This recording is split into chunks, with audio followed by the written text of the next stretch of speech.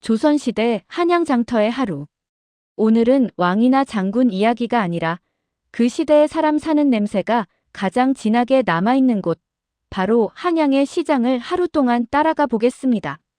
쌀값이 오르면 밥상이 흔들리고, 물가가 흔들리면 사람들 마음이 먼저 흔들리고, 같은 골목을 걸어도 거지의 눈과 상인의 눈, 그리고 양반의 눈은 전혀 다른 세상을 보게 되죠. 그래서 이 영상은 단순한 옛날 풍경 소개가 아니라 한양 장터에서는 무엇이 팔렸고 사람들은 어떻게 흥정했고 누가 웃고 누가 울었는지를 하루의 시간 흐름으로 그려보는 이야기입니다. 한양의 새벽은 소리보다 냄새가 먼저 깨어납니다. 아직 해가 완전히 뜨기 전인데도 어딘가에서 장작 타는 냄새가 퍼지고 따뜻한 국물 끓는 냄새가 골목을 따라 길게 늘어지고 물 깃는 소리와 함께 나무 바가지가 부딪히는 작은 소리가 이어지면서 잠든 도시가 조금씩 몸을 일으키기 시작합니다. 이 시간에 가장 먼저 움직이는 사람들은 시장을 열어야 하는 사람들입니다. 짐꾼은 지게를 고쳐 매고 소달구지는 바퀴를 점검하고 장사꾼은 어제 남은 물건을 다시 추리고 오늘 팔릴 것과 안 팔릴 것을 머릿속으로 갈라놓으면서 오늘 하루의 운세를 스스로 준비합니다. 시장으로 들어오는 길목은 이른 아침부터 붐빕니다. 성 밖이나 마을에서 들어오는 사람들은 손에 든 물건이 제각각인데 누군가는 장작과 땔감을 지고 오고 누군가는 채소 광주리를 이고 오고 누군가는 마른 생선이나 젓갈을 짊어지고 들어옵니다. 그리고 이 사람들의 표정에는 공통점이 있습니다. 오늘은 얼마에 팔릴까라는 기대와 오늘은 죗값을 받을 수 있을까라는 불안이 동시에 올라와 있다는 점이죠. 왜냐하면 시장은 늘 공정한 곳이 아니었고 값은 늘 일정하지 않았고 무엇보다 쌀값이 흔들리면 모든 것이 흔들리는 시대였기 때문입니다. 자, 이제 한양 장터의 중심으로 들어가 보겠습니다.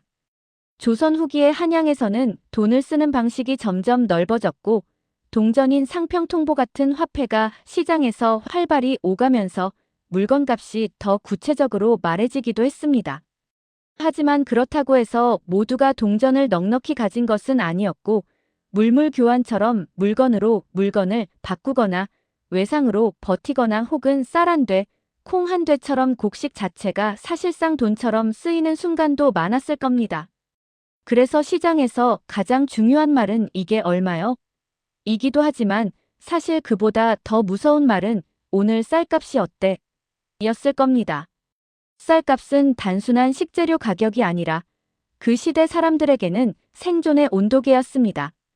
흉년이 들거나 유통이 꼬이거나 누군가가 사재기를 하거나 혹은 세금과 부역으로 곡식이 빠져나가면 쌀값은 올라가고 쌀값이 오르면 가장 먼저 흔들리는 건 서민의 밥상입니다.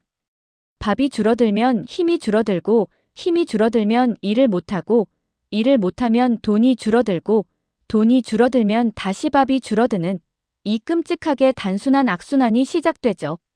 그래서 시장 한쪽에서 사람들이 모여있는 곳이 있다면 거기서는 대개 쌀값과 물가 이야기가 먼저 돌았을 가능성이 큽니다. 어제보다 올랐다더라, 오늘은 조금 내렸다더라 같은 말이 오가고 그 말 한마디가 어떤 집에는 희망이 되고 어떤 집에는 절망이 됩니다. 장터의 가게들은 종류가 다양합니다. 곡식을 파는 곳이 있고 반찬거리를 파는 곳이 있고 생선과 젓갈을 파는 곳이 있고 옷감과 솜을 파는 곳이 있고 신발이나 집신을 파는 곳이 있고 약재를 파는 곳도 있습니다. 그리고 시장에서 정말 사람들을 끌어모으는 곳은 배가 고픈 사람들에게 바로 답을 주는 곳, 즉 국밥이나 죽, 떡, 간단한 주전부리 같은 것을 파는 자리였을 겁니다. 이런 데는 돈이 많은 사람보다 돈이 부족한 사람이 더 자주 기웃거립니다. 왜냐하면 따뜻한 한 그릇은 단순한 음식이 아니라 추위를 견디게 해주는 힘이자 오늘 하루를 버티는 마음의 기둥이니까요. 이제 노점 이야기를 해볼까요? 노점은 가게를 낼 자리가 없는 사람들의 마지막 무대이기도 했고 동시에 가게보다 더 빠르게 흐르는 유행이 모이는 곳이기도 했습니다. 자리 하나 깔고 물건을 펼치면 장사가 시작되지만 그 자리 하나를 지키는 것도 쉬운 일이 아닙니다. 사람이 많이 다니는 길목은 경쟁이 치열하고 비가 오거나 눈이 오면 물건이 망가지고 관청에 단속이 있으면 자리에서 쫓겨날 수도 있고 무엇보다 장사가 잘 되는 날이든 안 되는 날이든 세상은 노점에게 늘 친절하지는 않기 때문이죠. 그래도 노점은 살아야 하니까 나옵니다. 삶이란 늘 나갈 수밖에 없는 사람이 시장을 만든다고 말해도 과장이 아닙니다. 시장에선 흥정이 자연스럽습니다. 지금처럼 정찰제가 있는 것도 아니고 상품의 품질이 일정하게 표준화된 것도 아니니까 결국 사람들은 서로의 눈치를 보면서 값을 맞춥니다. 이게 왜 이렇게 비싸요? 라는 말이 나오고 상인은 이게 어디가 비싸요? 요즘 물가가 어떤데요? 라고 받아치고 손님은 그래도 너무하네 하고 한 번 더 깎아달라고 하고 상인은 그럼 이만큼 더 얹어드릴게. 혹은 이건 더는 못 깎아 같은 말로 결정을 내립니다. 이 과정은 단순한 가격 싸움이 아니라 사실은 서로의 처지를 재는 과정이기도 합니다. 손님의 옷차림, 손의 상태, 말투, 표정, 상인의 눈빛, 물건의 질, 주변 경쟁 가게의 가격, 오늘의 쌀값 소문, 이런 게 전부 섞여서 하나의 가격이 만들어지는 거죠. 여기서 재미있는 포인트가 하나 있습니다. 시장에서는 누구나 손님이지만 누구나 같은 손님은 아닙니다. 거지와 상인과 양반이 같은 시장을 걷더라도 그들에게 시장은 전혀 다른 얼굴을 보여줍니다. 먼저 거지의 시선부터 볼까요? 거지는 시장에서 물건을 보러 오는 사람이 아니라 사람의 마음을 보러 오는 사람에 가깝습니다. 한양 같은 큰 도시에 거지가 없을 수는 없습니다. 일할 곳을 잃었거나 병이 들었거나 가족을 잃었거나 혹은 전쟁과 재난을 겪고 떠돌다가 도시로 들어온 사람들도 있을 겁니다. 이들은 장터의 풍요를 가장 가까이서 보지만 동시에 그 풍요와 가장 멀리 떨어져 있는 사람들이기도 하죠. 따뜻한 국을 파는 가게 앞에서 침을 삼키고 떡을 쌓아놓은 노점 앞에서 눈길을 떼지 못하고 어느 집 상인이 손님에게 덤을 얹어주는 장면을 보며 나에게도 덤이 떨어질까라는 생각을 하기도 합니다. 그리고 그들의 하루는 아마도 누가 오늘은 나에게 한 숟갈을 줄까라는 질문으로 시작해서 오늘은 굶지 않고 밤을 맞을 수 있을까라는 질문으로 끝났을지 모릅니다. 그 다음은 상인의 시선입니다. 상인은 시장의 심장입니다. 물건을 들여오고 보관하고 팔고 돈을 돌리고 신용을 만들고 사람들의 입소문을 관리하고 나쁜 소문이 나면 막아야 하고 좋은 소문이 나면 더 키워야 하는 그 모든 걸 몸으로 하는 사람이죠. 상인은 오늘 물건이 잘 팔리면 웃지만 사실 그 웃음 뒤에는 늘 계산이 있습니다.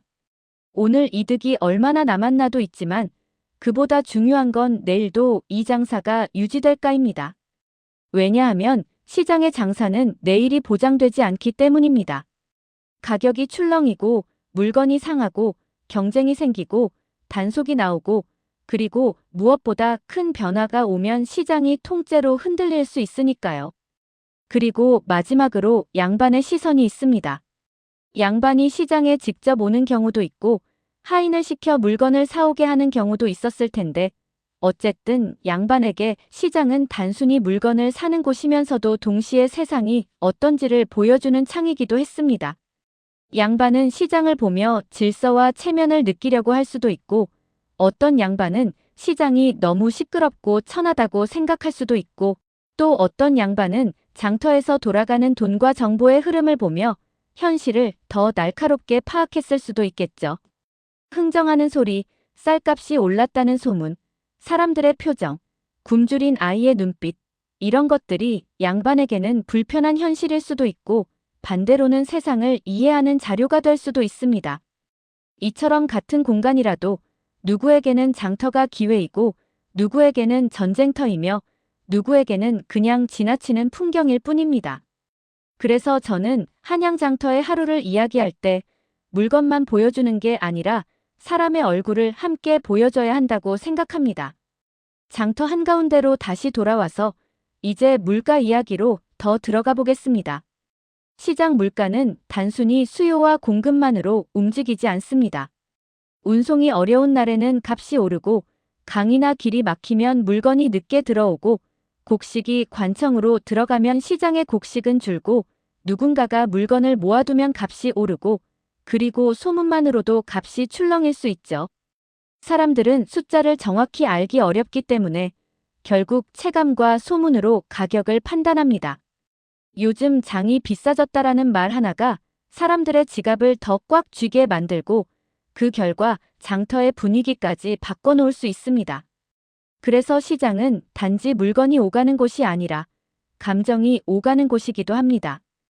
흥정이 심해지는 날이 있습니다.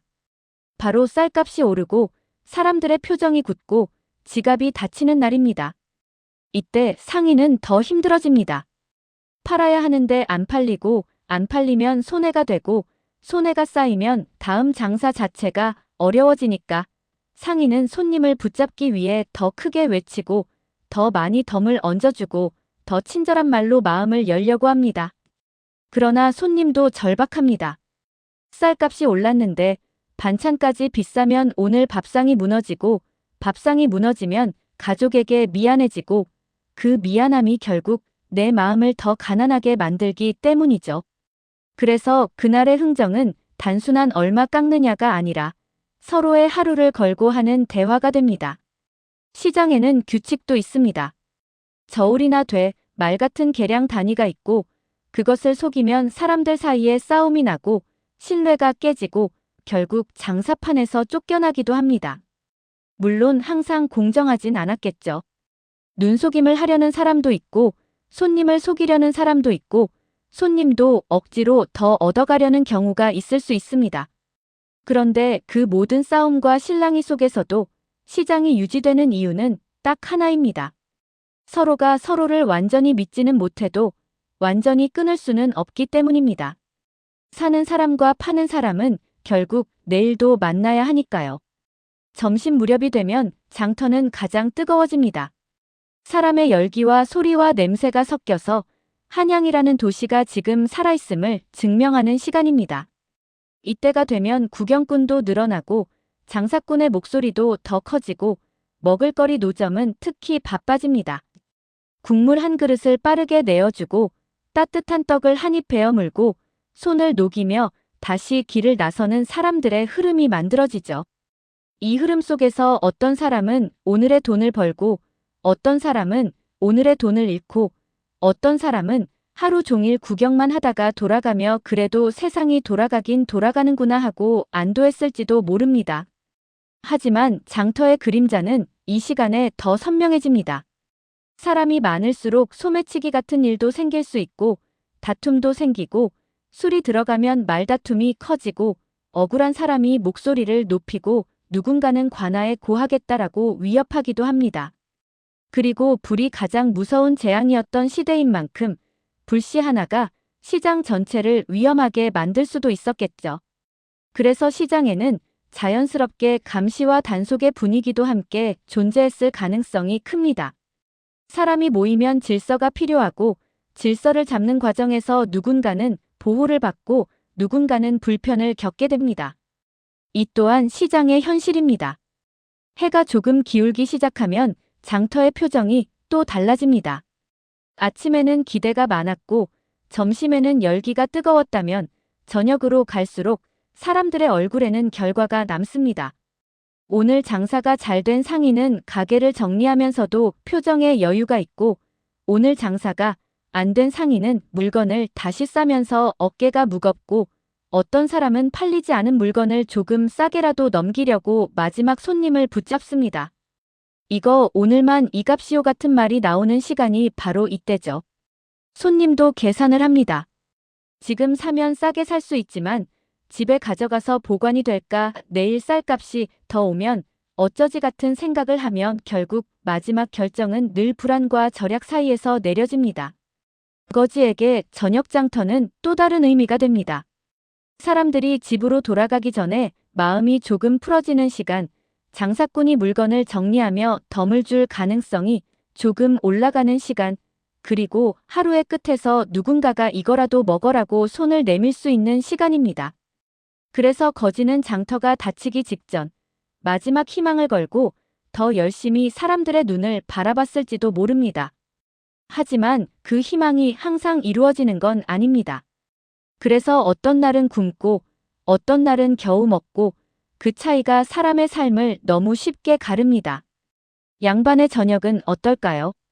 양반은 시장의 하루를 직접 다 겪지 않더라도 시장에서 들려온 소문이나 물가 이야기를 듣고 요즘 민심이 어떻다는 말을 통해 세상을 판단했을 겁니다.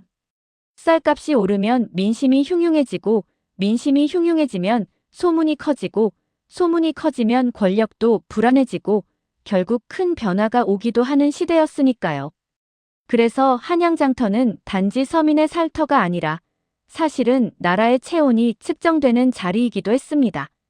이제 장터가 서서히 닫히고 사람들은 각자의 집으로 흩어집니다. 그때 남는 건 무엇일까요?